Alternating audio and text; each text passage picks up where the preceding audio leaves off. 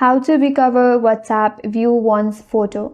Hi everyone, this is Kate and welcome back to another video, and on today's video we will learn how we can recover WhatsApp view once photo. So without further delay, let's get started with this video. First and foremost, launch the WhatsApp application in your mobile device and make sure that you're logged into your account.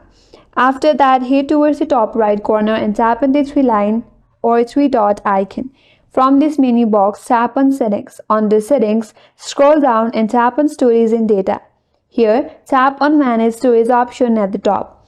Once you're here, scroll down a bit, and from all of this contact list, you have to tap on that contact where you want to recover your view once photo.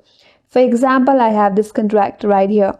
After you open it up, you have to open up the first image or the media that you would like to recover. So that's the way to recover your WhatsApp view once photo, and that's all for today's video. Hope this video was helpful, and if you're new to our channel, consider subscribing. Thank you for watching and stay tuned for more videos.